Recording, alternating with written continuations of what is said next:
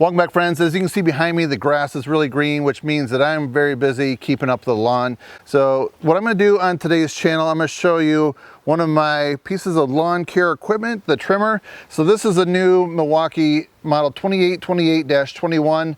This is their brushless, dedicated line trimmer or string trimmer. Let me know what you call them down below.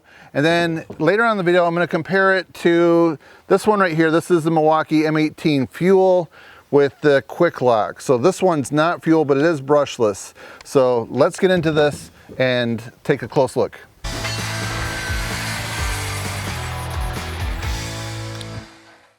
So this is the trimmer we're going to spend the most time on right here, the dedicated trimmer. There are quite a few similarities to the other one, but I'm going to also show you some of the differences. So as you can see right here, the motor is on the head itself, where on this one, the motor on the QUIK-LOK, the motor is in the back. So I just want to clarify what the QUIK-LOK means is this will run some other attachments like the chainsaw, the edger, and the hedge trimmer, the articulating hedge trimmer. So it's about $50 more, tool only. For this one right here, I'll have a link down below if you want to check it out, the Home Depot, $179. So the model number that I gave you includes the kit with the high output 6 amp hour battery. That's what I recommend going with, or something larger, but this is a good one. So this battery right here is ideal for your routine maintenance, but if you're getting into some heavier stuff, then you might want to go with a larger battery, even up to the 12 amp hour battery, which I'll have a video down below showing you how much work you can get done on a 12 amp hour battery. So this was the original setup I had right here, and this has the heavy duty 9 amp hour battery. Now I have had this one overheat on me one time doing some really heavy stuff, but I'm noticing that when you get into the high output, they tend to run cooler. So we'll see over time if this one ever overheats. But I am going to put it to the test today as well too. So they both have the speed feed head, so they can run 0.80 or 0.095 line. So what I'm going to do is switch this out right here to the thicker stuff. This is a 0.80. Then if you can see this little cutter right here, that right now is set for 16 inches. If you want to have this cut and keep the swath at 14, there's 2 screws and you just flip that around on either one of those right there. So you can run it 14 or 16. So if you go with this trimmer right here, there is a little bit of assembly. It didn't take me too long. There's a couple screws there, a couple over there, and some nuts right there that lock in place. And then I also had to put the guard on right here that just seemed to take a couple minutes. So let's take a look at the motor right here. So one thing with the battery in the back of this, I noticed that it seems to balance out pretty well. So even though this is larger, it doesn't really seem like you're swinging anything heavy on the end of a stick. So you can see how that's a little bit smaller right there. Then if we get a little bit closer here, you can see there are some vents on there. So I'd say it's important to make sure that you keep up with your maintenance on here. Just brush that off if you get that covered, just so this thing can breathe a little bit better. And then before getting started, one thing I highly recommend is having safety glasses on. You just never know when something's going to fling back and hit you in the face. All right, let's take a look now so you can see how each one sounds. And then on both of them, there's a switch. There's either a turtle or a rabbit, so you have a high and a low speed. So on the turtle, it goes from 0 to 4,600. That's pulling the trigger all the way.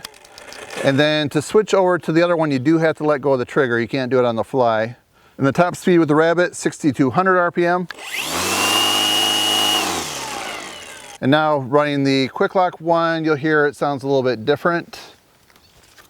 So as I mentioned, the motor is in the back here and not at the head, right? We're gonna go on the turtle speed. Let's go to the rabbit speed. All right, so this one definitely has a little bit more of a whine sound to it than the other one. I have had people comment about that, but that is the normal sound that it makes. And after using this for, I don't know, 100 hours, it hasn't changed as far as the sound goes. So one thing I get asked about quite a bit on this fuel version is if it vibrates. So I'm gonna lift it off the table so you can just see, zoom in right here a little bit. So, you know, there is a little bit of vibration, but I'm used to running a gas trimmer quite a bit too. So that seems to vibrate even more so than this. So there is a little bit, but it's something that I really don't even notice. I'm always just kind of focused on cutting the grass and trimming it. The vibration, which is, I would say, pretty minimal on this. So if I had to compare this against a gas trimmer, I would say that I'm just kind of used to the engine idling and there being some vibration, but it's really, to me, on the fuel version at least, really not an issue at all. So, you know, there's a little bit, but nothing I would say to write home about. Okay, now on the dedicated trimmer right here, I'm gonna just show you how this one sounds on high speed.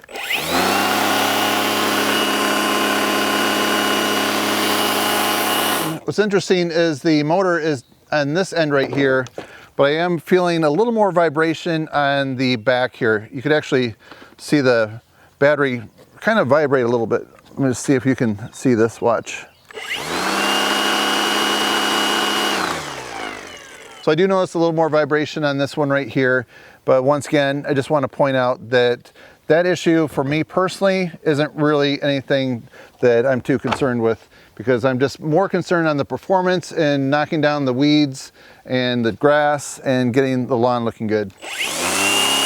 So feel free to leave a question down below if you need a little more clarification on that. So we're gonna see this put to the test on some routine maintenance stuff, and then we're gonna switch out the line and get to some heavy stuff that's way overgrown.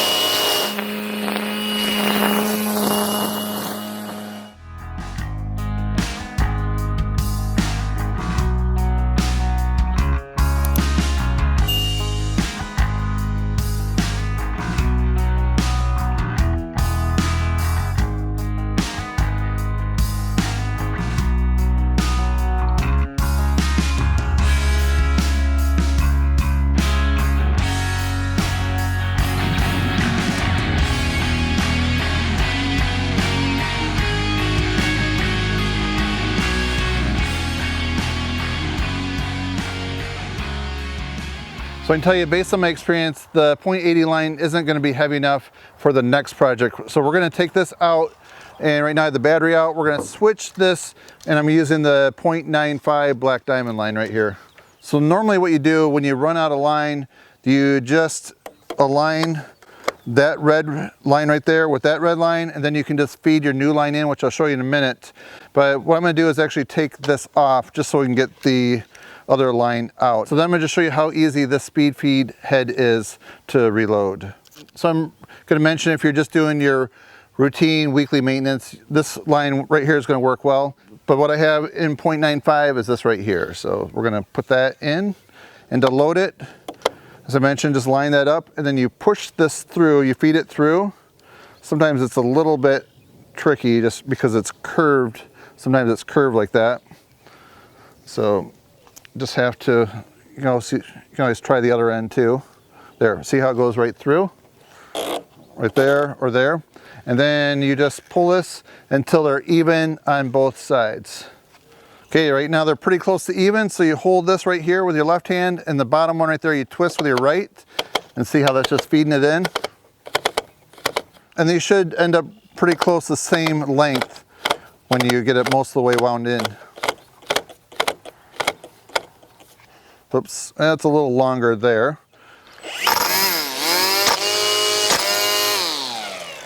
You know, I'm just noticing right now that it does seem to have a little bit less vibration with this other line right here, or the thicker line.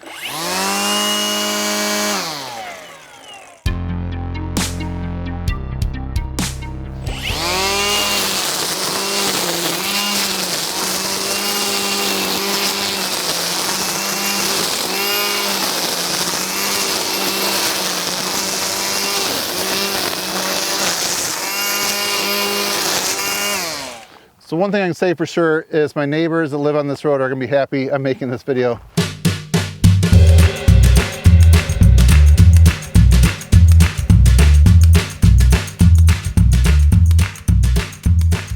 All right, so I just want to take a second talking about the variable speed trigger. So you can definitely feather things with it if you want. I'd say it does respond well. Seems to get up to speed decently with this battery right here. So we have a fresh 8 amp hour high output battery that we're going to use in each one. And then in the fuel version right here, I decided to switch out the Milwaukee trimmer line to the 0.95 black diamond. Here's the fuel version first.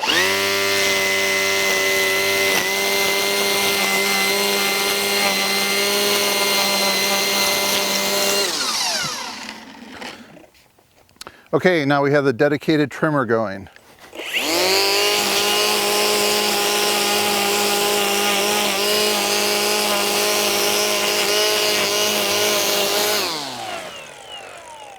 All right, hopefully that gives you a quick idea. Let's take a look at the cut.